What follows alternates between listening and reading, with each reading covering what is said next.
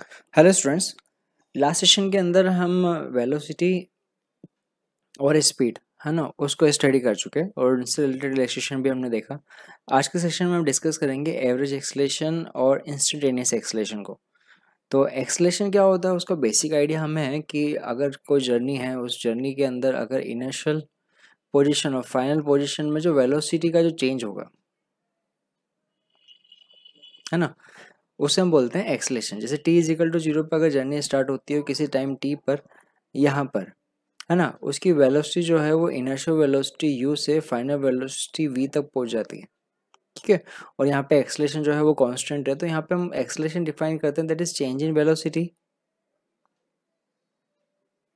Upon time.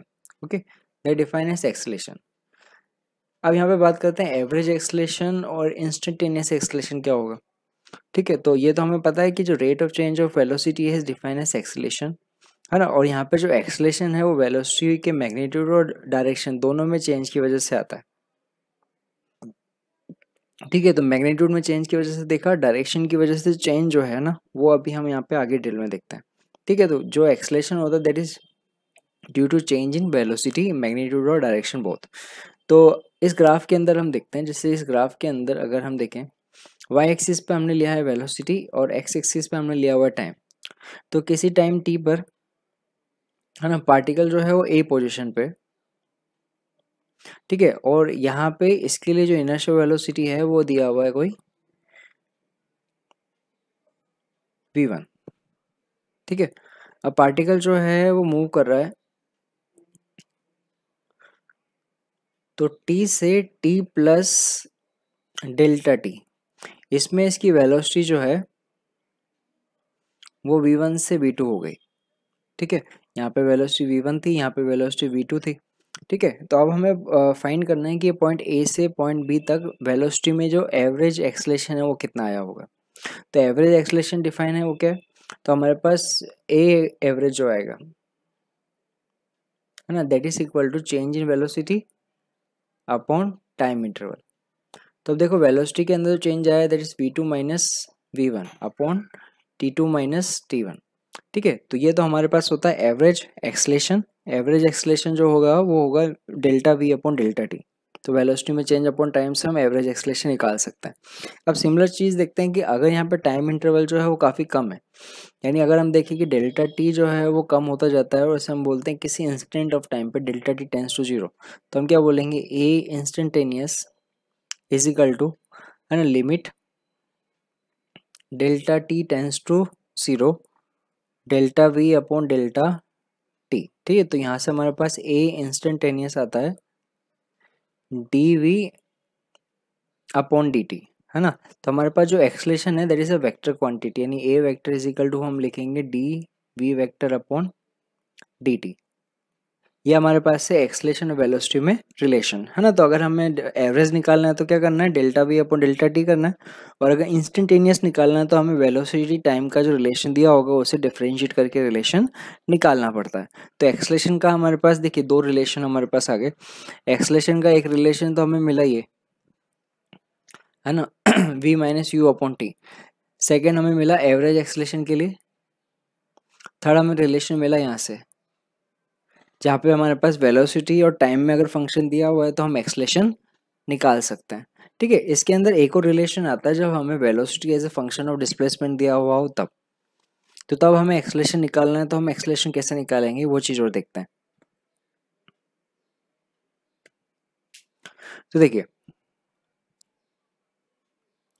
Acceleration जो हमने देखा वो देखा A is equal to D V upon D T. एक काम करते हैं, ऊपर नीचे डी एस और डी एस का मल्टीप्लाई डिवाइड कर देते हैं। तो अब इसको थोड़ा रीअरेंज करते हैं, तो हम ऐसे ऐसे लिख सकते हैं D S upon D T into D V upon D S है ना। देखिए D S upon D T जो है दैट इज वेलोसिटी। तो हमारे पास एक्सलेशन का रिलेशन आया है, वो हमारे पास आया velocity v D V over D S. तो ये भी हमारे पास रिलेशन होता है वेलो एक्सलेशन का। ठीक है। तो याद रखिएगा जब हमारे पास एक्सेलरेशन कांस्टेंट है तो हमारे पास एक्सेलरेशन कांस्टेंट है तो फर्स्ट रिलेशन एक्सेलरेशन हमें दे देगा। एवरेज एक्सेलरेशन पूछा है तो सेकंड रिलेशन। अगर हमें velocity as a function of time दिया हुआ है तो उस कंडीशन पे हमारे पास थर्ड रिलेशन काम आता है। और फोर्थ रिलेशन याद रखिएगा जब हमारे पास velocity as a function of displacement दिया हुआ है तो उस कंडीशन पे हमारे पास जो एक्सेलरेशन का रिलेशन है वो v dv ओवर ds इस रिलेशन से निकालते हैं। तो अकॉर्डिंग टू क्वेश्चन हमें रिलेशन यूज करना होता है। जैसे कि देखिए वेलोसिटी हमें दिया हुआ है वो दिया हुआ 3t प्लस 4। तो बताइए एक्सेलरेशन क्या होगा।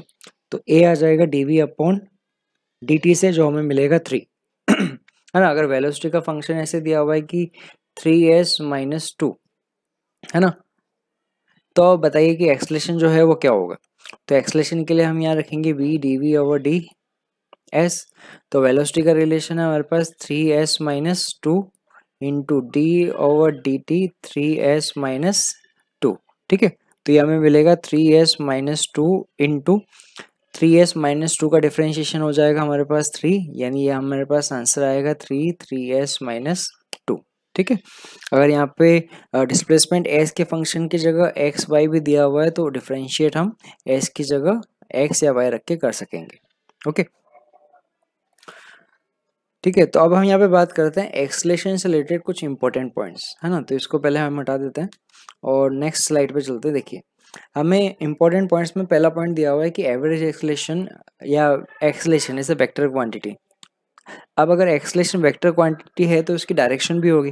तो direction of acceleration given as direction in which velocity changes.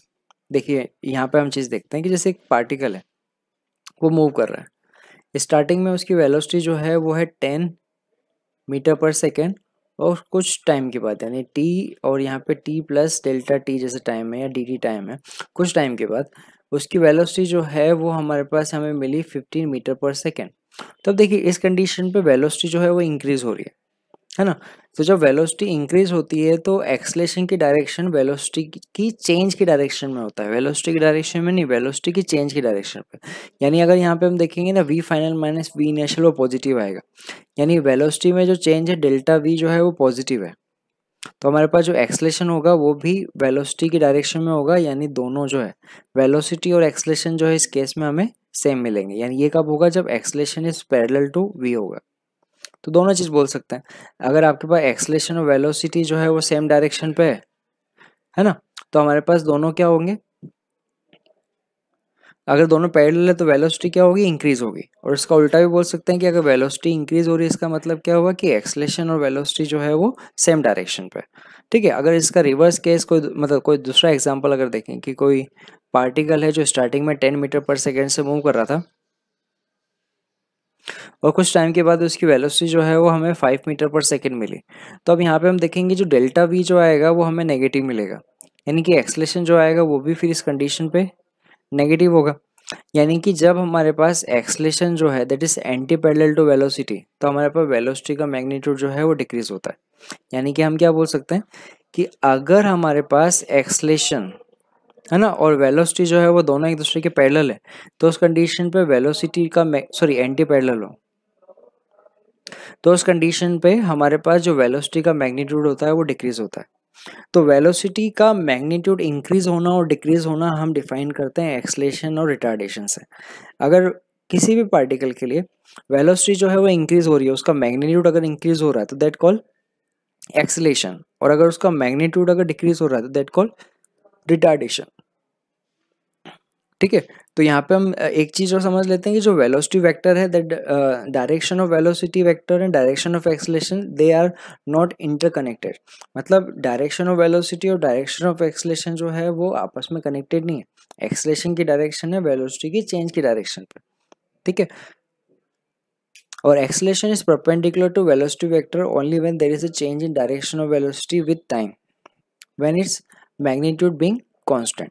तो एक जो चीज हमने देखो पहला केस हमने देखा कि जब हमारे पास मैग्नीट्यूड इंक्रीज हो रहा है, दूसरा हमने देखा जब मैग्नीट्यूड डिक्रीज हो रहा है। अब थर्ड केस आपको बताते हैं कि अगर हम कोई ऐसा केस देखते हैं जिसमें पार्टिकल जो है वो मूव कर रहा है और उसकी वेलोसिटी जो है वो 10 मीटर पर सेकेंड है।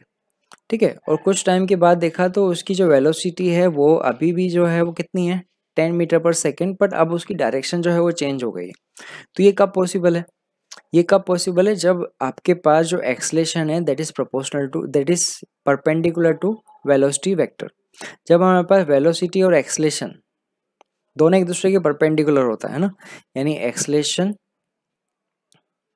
इज परपेंडिकुलर टू वेलोसिटी, तो उस कंडीशन पे वेलोसिटी का जो मैग्नीट्यूड होता है वो तो कांस्टेंट रहता है ना। चेंज क्या होता है? सिर्फ उसकी डायरेक्शन होती है। जैसे हम बात करते हैं सर्कुलर मोशन की, तो सर्कुलर मोशन में क्या दिखता है कि सर्कुलर मोशन के अंदर जो एक्सलेशन होता है, सेंटीपिटल एक्सलेशन होता है, वो सेंटर की तरफ होता है, that is perpendicular to velocity. That's why direction is changes but velocity magnitude is constant. तो थर्ड पॉइंट हमें ये बताता है कि अगर एक्सलेशन वेलोसिटी के परपेंडिकुलर है तो हमारे पास सिर्फ डायरेक्शन चेंज होगी, उसका मैग्नीट्यूड चेंज नहीं होगा। मैग्नीट्यूड चेंज करने के लिए एक्सलेशन का एक कंपोनेंट जो है या एक्सलेशन जो है वो वेलोसिटी की डायरेक्शन में या उसके अपोजिट डायरेक्शन में होना चाहिए। डायरेक्शन में होगा तो मैग्नीट्यूड बढ़ेगा, अपोजिट डायरेक्शन में है तो घटेगा, है ना। अगर ऐसा हो कि वो डायरेक्शन में ना हो, किसी एंगल पे हो, तब मतलब जैसे कि हमारे बोला हुआ है कि ये हमारे पास है वेलोसिटी और ये हमारे पास है एक्सलेशन, तो इस कंडीशन पे क्या होगा कि एक्सलेशन का कंपोनेंट आएगा, देखिए ये एंगल थीटा, तो इस कंडीशन पे एक्सलेशन के दो कंपोनेंट आएंगे। एक आएगा आपके पास ए कॉस थीटा जो वेलोसिटी की डायरेक्शन पे है, एक परपेंडिकुलर कंपोनेंट आएगा ए साइन थीटा। तो यहाँ पे जो ए कॉस थीटा है that will increase the magnitude of velocity और A sine theta will change the direction of velocity. तो यहाँ पे हमारे पास केस 1 और केस 3 दोनों एक साथ इंक्लूड हो जाता है, यानी कि यहाँ पे क्या होगा, एक्सलेशन का एक कंपोनेंट वेलोसिटी के मैग्नीट्यूड को चेंज करेगा और एक्सलेशन का एक कंपोनेंट जो है उसकी डायरेक्शन को चेंज करेगा। तो ऐसा हम रिलेशन देखेंगे जब हम प्रोजेक्टाइल मोशन देखेंगे। ओके, तो अब यहाँ पे नेक्स्ट पॉइंट पे चलते हैं। नेक्स्ट पॉइंट है यहाँ पे कि जो नेगेटिव एक्सलेशन होता है that does not implies that it is retardation. देखिए पॉजिटिव और नेगेटिव होना वो रिटार्डेशन या एक्सलेशन नहीं बताता। Retardation acceleration depends on direction of velocity. अगर हमारे पास एक्सलेशन जो है ना, जैसे वेलोसिटी जो है वो पॉजिटिव है और एक्सलेशन भी पॉजिटिव है, तो ये हमारे पास एक्सलेशन। पर एक बात समझिए कि अगर हमारे पास वेलोसिटी जो है वो लेस देन जीरो है, नेगेटिव है, और एक्सलेशन भी नेगेटिव है, तो ये दोनों केस जो है ना, ये दोनों ही केस हमें एक्सलेशन बता रहे हैं, क्योंकि दोनों ही कंडीशन पे वेलोसिटी का मैग्नीट्यूड इंक्रीज होगा। और हमने कहा कि रिटार्डेशन और acceleration is depends on magnitude of velocity. तो अगर रिटार्डेशन हो रहा है तो मैग्नीट्यूड कम होना चाहिए ना, पर अगर एक्सलेशन और वेलोसिटी सेम डायरेक्शन पे है, चाहे पॉजिटिव हो या नेगेटिव हो, तो मैग्नीट्यूड तो बढ़ेगा, दैट कॉल एक्सलेशन। पर अगर ऐसा कोई केस हो कि जहाँ पे हम देखते हैं कि वेलोसिटी जो है वो पॉजिटिव है और एक्सलेशन जो है वो नेगेटिव है, या फिर हम ऐसा देखते हैं कि वेलोसिटी जो है वो नेगेटिव और एक्सलेशन जो है वो पॉजिटिव है, तो ये वाला केस होगा हमारे पास रिटार्डेशन का। तो याद रखिएगा एक्सलेशन और रिटार्डेशन जो है वो डिपेंड करता है वेलोसिटी और एक्सलेशन दोनों की डायरेक्शन पे। अगर दोनों सेम डायरेक्शन में तो एक्सलेशन होगा और दोनों अपोजिट डायरेक्शन में है तो रिटार्डेशन होगा। एक्सलेशन पॉजिटिव और नेगेटिव होना रिटार्डेशन एक्सलेशन नहीं बताता, है ना। नेक्स्ट पॉइंट पे चलते हैं कि retardation refers to decrease in speed and not velocity. तो ये पॉइंट तो अभी हमने एक्सप्लेन कर दिया, रिटार्डेशन और एक्सलेशन का मतलब क्या हुआ। तो जो टाइप ऑफ मोशन होता है that define as type of motion जो है वो हमारे पास अकॉर्डिंग टू एक्सलेशन डिफाइन होता है। कि अगर हमें किसी मोशन को देखना है तो मोशन जो है वो किस टाइप का है वो हमें कैसे पता चलेगा, तो हमें पता चलेगा एक्सलेशन से। अगर हम किसी मोशन में देखते हैं कि एक्सलेशन जो है वो हमें 0 मिल रहा है, तो इस टाइप का मोशन जो होता है उसे हम बोलते हैं यूनिफॉर्म मोशन, है ना। एक्सलेशन के अकॉर्डिंग हम मोशन का टाइप कैसे देखेंगे कि अगर हमें एक्सलेशन हम निकालते हैं और एक्सलेशन की वैल्यू 0 मिलती है, तो ये हमें बताएगा कि हमारे पास मोशन जो है वो यूनिफॉर्म है ना। एक्सलेशन 0 है मतलब वेलोसिटी जो है यहाँ पे यूनिफॉर्म हमें मिलेगी, है ना। एक्सलेशन 0 मतलब ना तो डायरेक्शन में चेंज हो रहा है ना मैग्नीट्यूड में चेंज हो रहा है। इसमें दूसरा टाइप ऑफ मोशन होगा नॉन यूनिफॉर्म। तो अब हमें पता चलता है कि अगर हम एक्सलेशन की वैल्यू निकालते हैं और एक्सलेशन हमें नॉट इक्वल टू 0 मिलता है, इसका मतलब जो मोशन है वो यूनिफॉर्म नहीं है, मतलब नॉन यूनिफॉर्म है। अब नॉन यूनिफॉर्म मोशन जो है उसको भी हम दो कैटेगरी में डिवाइड कर सकते हैं। एक होता है यूनिफॉर्मली एक्सलेटेड मोशन। अगर हम देखते हैं कि जो एक्सलेशन है वो नॉन जीरो है और एक्सेलरेशन की वैल्यू जो है वो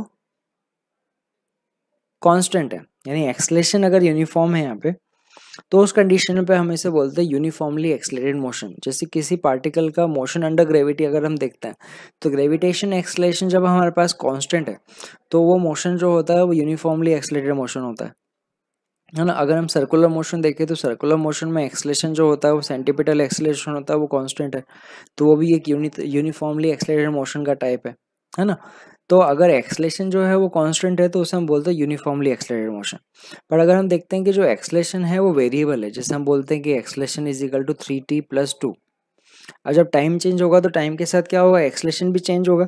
तो इस टाइप का मोशन जिसमें एक्सेलरेशन जो होता है वो चेंज होता है उसे हम बोलते हैं नॉन यूनिफॉर्मली एक्सेलरेटेड मोशन। ठीक है, तो ये चार टाइप के जो मोशन है वो हम यहाँ पे देखते हैं।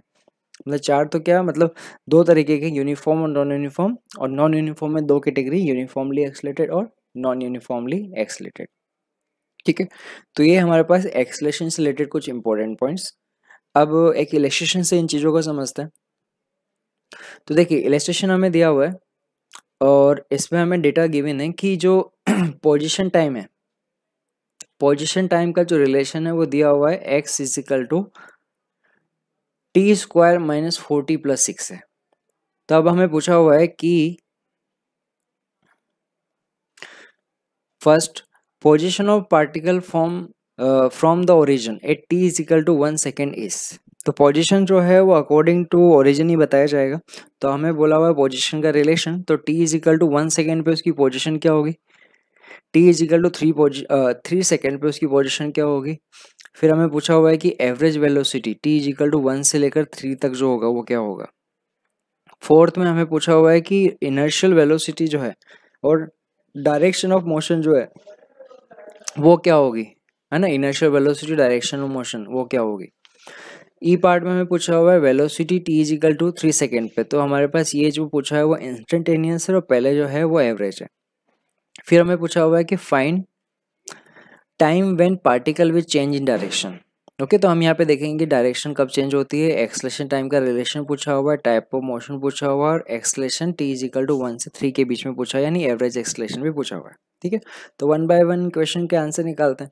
जैसे फर्स्ट पार्ट की बात करते हैं, हमें बोला हुआ है पोजिशन के लिए, तो t is equal to 1 second पे है ना। तो एक काम करते हैं, जहाँ पे t है वहाँ 1 रख देते हैं, तो x इज इक्वल टू हमें मिलेगा 1 - 4+6। ठीक है, तो हमें यहाँ पे पोजीशन की वैल्यू मिल रही है 7 - 4 दैट इज 3 मीटर। यानी t इज इक्वल टू 0 पे अगर हम देखेंगे तो पार्टिकल है वो ये हमारे पास x इक्वल टू 0 और t is equal to 0 sir t is equal to 1 second पे हम देख रहे हैं, तो जो पार्टिकल है वो 3 मीटर पर है। ठीक है, अच्छा अब हम बात करते हैं t is equal to 3 second पे, तो x is equal to t is equal to 3 second पे निकालना है, तो हम यहाँ पे कर देते हैं t की जगह जो वैल्यू है वो रख देते हैं 3, तो ये हमारे पास आएगा 3²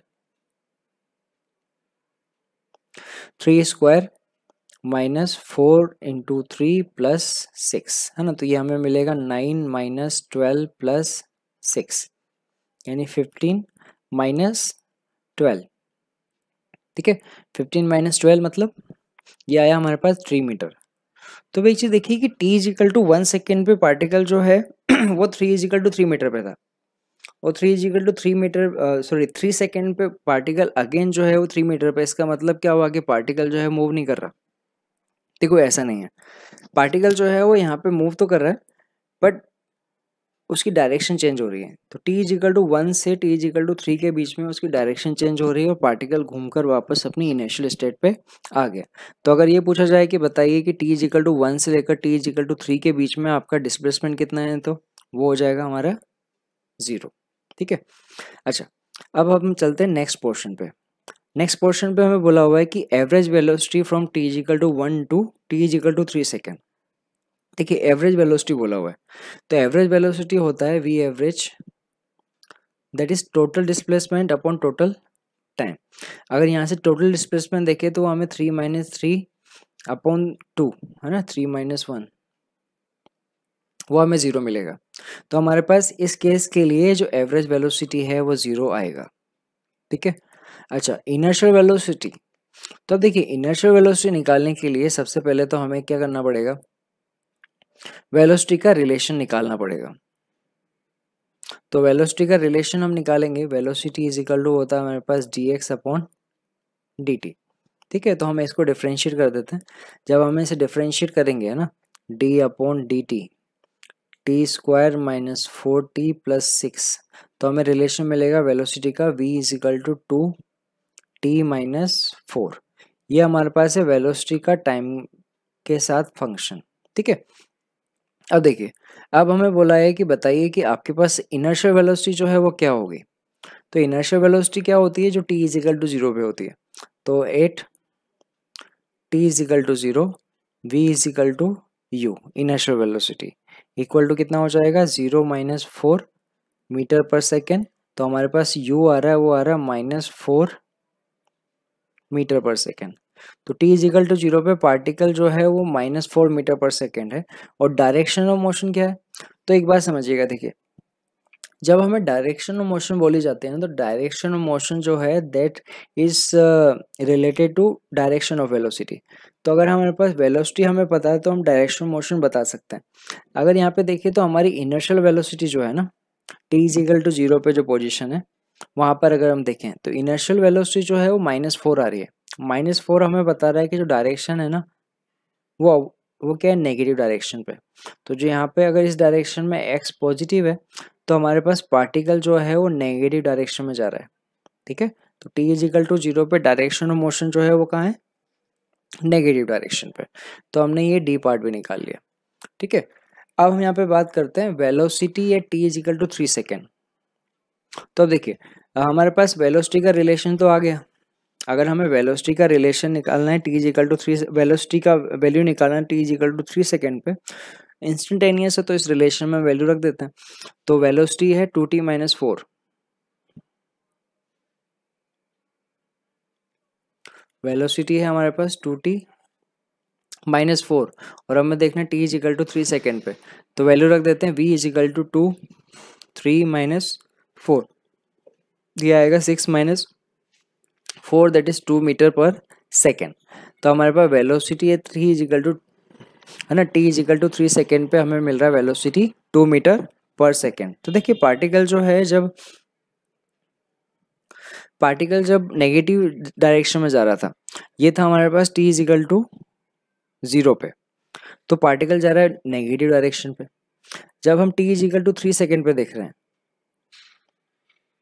तो डायरेक्शन जो है वो पॉजिटिव आ रहा है, वो कितना आ रहा है, वो आ रहा है 2 मीटर पर सेकेंड, है ना। तो इस मोशन को हम अच्छे से स्टडी कर सकते हैं यहाँ से। तो हम क्या देख रहे हैं, देखिए t इज इक्वल टू 0 पे पार्टिकल जो है वो 3 मीटर पे है और उसकी डायरेक्शन नेगेटिव डायरेक्शन पे है, और जिसकी वेलोसिटी है 4 मीटर पर सेकेंड। कुछ टाइम के बाद पार्टिकल जो है वो वापस इसी पोजीशन पे आता है और उसकी डायरेक्शन चेंज हो जाती है और वो होता है 2 मीटर पर सेकेंड से इसी पोजीशन से गुजरता है। ठीक है, ओके, तो हमने ये ई पार्ट निकाल लिया। अब यहाँ पे हम बात करते हैं पार्ट एफ के लिए, find time when particle will change its direction. ठीक है, तो अब इसमें हम बात करते हैं। तो अब ये हमें तो पता चला कि पार्टिकल जो है वो अपनी डायरेक्शन चेंज कर रहा है। तो अब हमें पूछा है कि बताइए वो टाइम जब पार्टिकल अपनी डायरेक्शन चेंज कर रहा है ना। ये तो पता चला कि डायरेक्शन चेंज तो हो रही है। अब जब डायरेक्शन चेंज करनी है तो वो टाइम कैसे निकालें। तो याद रखिएगा, वो मोमेंट जब पार्टिकल अपनी डायरेक्शन चेंज करता है उस पर प्रॉपर्टी कौन सी काम आती है कि वो जिस मोमेंट पे अपनी डायरेक्शन चेंज करेगा उस मोमेंट पे वेलोसिटी 0 होगी। देखिए अगर आप एक स्टोन को वर्टिकली अपवर्ड डायरेक्शन में थ्रो करें तो होता है वो मैक्सिमम पे हाइट पे जाता है और वापस नीचे आता है। तो जिस मोमेंट वो मैक्सिमम हाइट पे होता है वहाँ पे उसकी वेलोसिटी 0 होती है। इसका मतलब क्या हुआ, वो मोमेंट जब पार्टिकल है ना अपनी डायरेक्शन चेंज करता है उससे क्या रिक्वायर्ड होता है, उससे अपनी वेलोसिटी 0 करनी पड़ती है।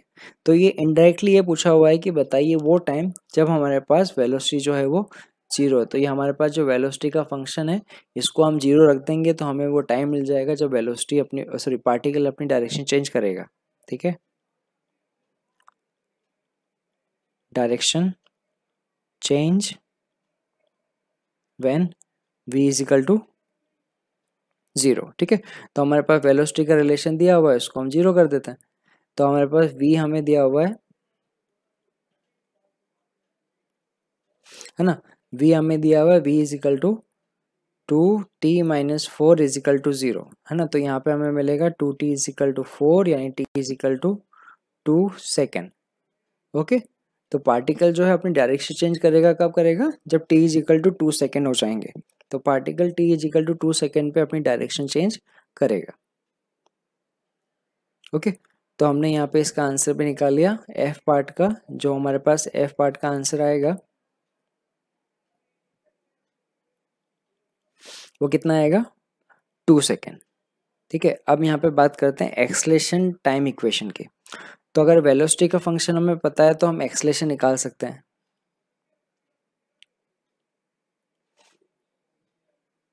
हाँ, एक्सलेशन होता है हमारे पास dv अपॉन dt।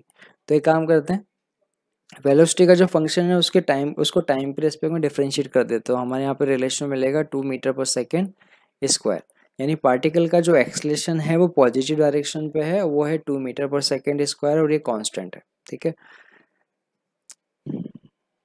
ठीक है, तो ये जी पार्ट हो गया। अब बात करते हैं टाइप ऑफ मोशन। तो देखिए अभी हमने यहाँ पे देखा जो एक्सलेशन है वो कांस्टेंट है, और हमें पता है जब एक्सलेशन कांस्टेंट होता है तो उसे हम बोलते हैं यूनिफॉर्मली एक्सलेटेड मोशन। तो यहाँ पे एक्सलेशन हो रहा है और ये कौन सा टाइप का मोशन है, ये है uniformly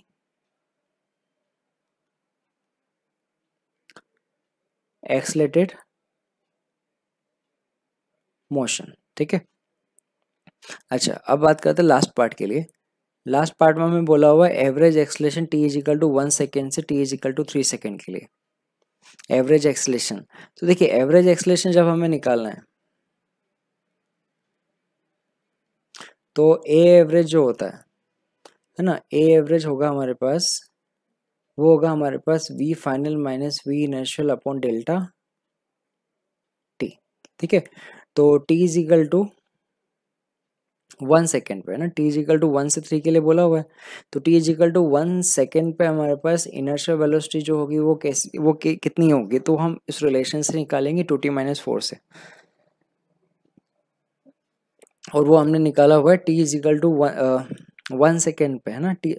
t is equal to 1 second पे हमारा रिलेशन क्या होगा, वो हमारे पास होगा 2 माइनस 4, वो हमारे पास आएगा 2 मीटर पर सेकेंड, और t is equal to 3 second पे होगा v फाइनल, वो हमारे पास होगा 2 into 2 minus 4, 4 minus 4 0 metre per second, sorry 3 आएगा ना यहाँ, ये हमारे पास आएगा 2 मीटर पर सेकेंड। ठीक है, तो यहाँ पर एवरेज जो आएगा वो कितना होगा, देखिए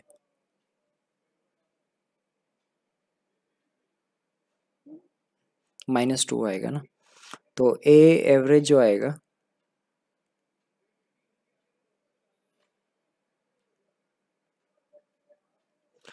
v final minus v initial, तो v फाइनल जो है वो 2 minus initial minus 2 upon time interval जो आएगा 3 माइनस 1 2, तो ये हमारे पास आएगा 2 मीटर पर सेकेंड स्क्वायर। तो देखिए इस पर्टिकुलर केस में हमारे पास एक और पॉइंट जो है वो स्टडी के लिए मिलता है कि यूनिफॉर्मली एक्सलेटेड मोशन है तो उसके लिए हमारे पास जो एवरेज एक्सलेशन है और जो इंस्टेंटेनियस एक्सलेशन है वो बराबर आता है। तो ये पॉइंट भी याद रखिएगा कि जब हमारे पास यूनिफॉर्म एक्सलेशन होगा तो हमारे पास एवरेज एक्सलेशन जो है वो उसी के बराबर होगा।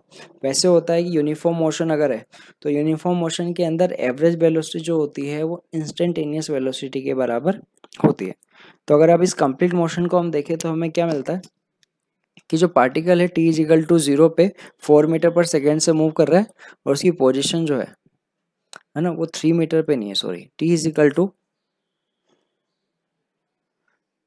टू 1 सेकेंड पे है ना, t is equal to 1 second पे है जो पार्टिकल 3 मीटर पे है ना, और उसकी इनिशियल पोजीशन जो है वो यहाँ कहीं होगी t इज इक्वल टू 0 पे। ठीक है, तो t इज इक्वल टू 0 पे जो पार्टिकल है वो नेगेटिव डायरेक्शन में जा रहा है, और फिर t is equal to 2 second पे अपनी डायरेक्शन चेंज करके पॉजिटिव डायरेक्शन में जाता है। इसका एक्सलेशन जो है वो हमें 2 मीटर पर सेकेंड मिला, और इस केस के लिए हमें एवरेज एक्सलेशन जो है वो इंस्टेंटेनियस एक्सलेशन के बराबर मिलेगा। ओके।